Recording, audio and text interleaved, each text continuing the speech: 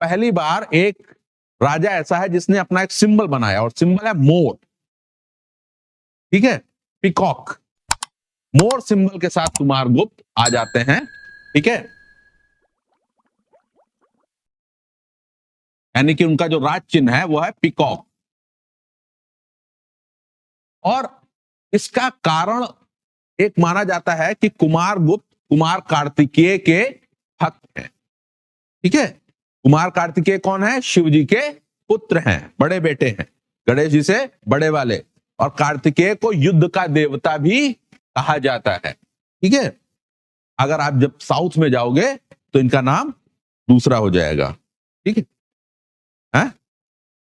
तो इस तरीके से कुमारगुप्त ने कहीं ना कहीं अपने आप को धर्म के साथ और ज्यादा जोड़ने का प्रयास किया। अब कुमारगुप्त के शासन काल में 3 बड़ी घटनाएं मैं लिखूंगा जो आपको पता होनी चाहिए। एक है नालंदा यूनिवर्सिटी का गठन।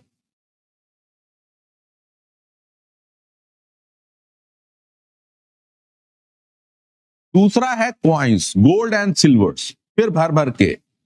अब इस समय पर आपको खूब सारे क्वाइंस की कहानियां मिलेंगी, क्योंकि हर राजा चाहता है मेरे नाम का सिक्का चलना चाहिए। क्या चलना चाहिए? मेरे नाम का सिक्का चलना चाहिए। सिक्का चलने का मतलब आपके साम्राज्य पे आपकी पकड़ को दोहराता है। अभी हम कहते हैं ना अक्सर, यार मेरे नाम को वहां सिक्का चलता है, ऐसे बोलते हैं ना, कहावत है ना। तो उसका लिटरल मीनिंग यहीं से आता है। जो राजा होते थे वो अपनी फोटो, अपनी सिंबल्स के साथ सिक्के चलवाते थे, और इससे उनके प्रभुत्व का प्रदर्शन होता था कि अरे मतलब गजब राजा साहब। ठीक है, तीसरा काम जो उन्होंने किया वो किया अश्वमेध यज्ञ। अब ये सब कर रहे हैं। ठीक है, तीसरा काम उन्होंने किया अश्वमेध यज्ञ। कुमारगुप्त ने कोई भी फाइट नहीं करी, इनका कोई बैटलफील्ड पे योगदान, मिलिट्री एक्सपीडिशन पर योगदान नहीं है।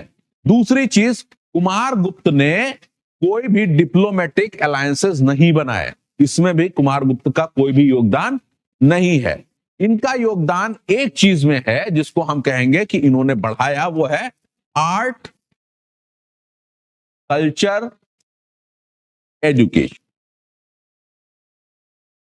इनका ध्यान था कि समाज जो है पीस और प्रॉस्पेरिटी के रास्ते पर जाए।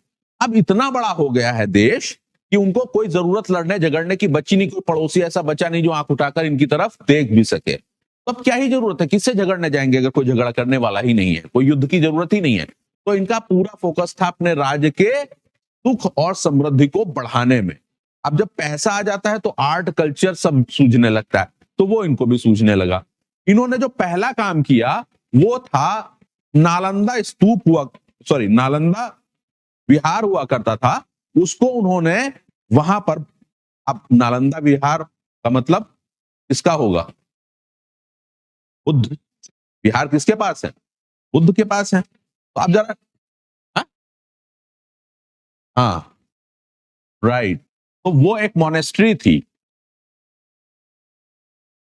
ठीक है, ये क्या थी? ये बुद्ध मोनेस्ट्री,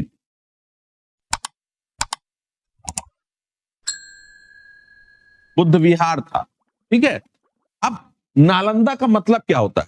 हम हमेशा कहते हैं कि नाम का अर्थ नहीं पता है। गिवर ऑफ नॉलेज, ये इसकी मीनिंग है, ज्ञानालय। ठीक है, ये क्या है? ज्ञान देने की जगह, ऐसी जगह जहां पर क्या मिलता है? ज्ञान मिलता है। तो यानी कि नालंदा जब विहार बनाया गया था तभी इसका पर्पस ये था कि लोगों को बुद्ध धर्म की शिक्षाओं के बारे में पढ़ाया जाए। तो मोटा मोटा वहां पहले से स्टूडेंट टीचर का कॉन्सेप्ट चला आ रहा था। ठीक है, अब वो स्टूडेंट टीचर का कॉन्सेप्ट ये था कि वहां पर पहले पढ़ाया जाता था सिर्फ बुद्धिस्ट मॉन्क को। ठीक है, मॉन्क्स आते थे, जैसे तक्षशिला में क्या होता था? तक्षशिला में क्या होता था कि स्टूडेंट्स आते थे, उनको वहां पर पढ़ाया जाता था और वो फिर बाहर जाकर धर्म का प्रचार करते थे। वही काम इन्होंने शुरू किया था नालंदा में। तक्षशिला की ही डुप्लीकेसी है एक तरीके की। इन्होंने नालंदा में बुद्ध धर्म को प्रचारित करने का प्रयास करना शुरू किया। ठीक है, अब नालंदा विश्वविद्यालय दुनिया के सबसे सर्वश्रेष्ठ विश्वविद्यालयों में क्यों गया? उसके पीछे 3-4 रीजन है, उसको भी समझने की जरूरत है। पहला, नालंदा यूनिवर्सिटी का एंट्रेंस टेस्ट दुनिया का सबसे कठिन एंट्रेंस टेस्ट था। ठीक है,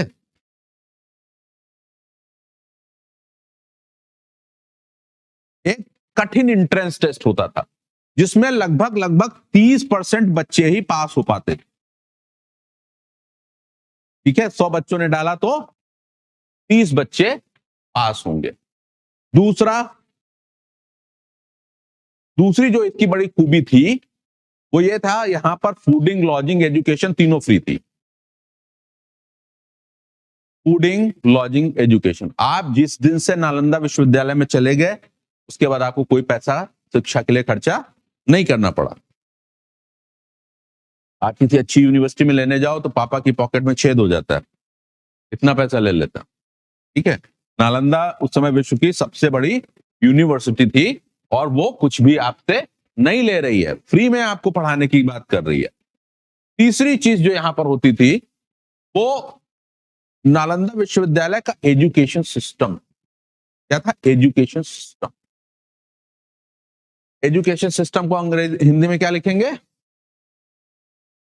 शिक्षा तंत्र। शिक्षा तंत्र, पंकज लिख सकते हो अगर लिखना चाहो तो। शिक्षा तंत्र जो था, एजुकेशन सिस्टम था, वो बड़ा ही सॉलिड था। हमारे यहाँ क्या व्यवस्था है? टीचर पढ़ाता है और बच्चे सुनते हैं, उनमें से आधे सुन भी रहे हैं, आधे कुछ और ही सोच रहे हैं, ये सब है। वहां पर जैसे रिशु करती है, ठीक है, हम पढ़ा रहे होते हैं, इसका टैबलेट कॉक खुल जाए, उसमें से एक क्वेश्चन सॉल्व करने लगे, कल कर रही थी। ठीक है, इसके एजुकेशन सिस्टम में डिस्कशन पे जोर था। किस पर जोर था?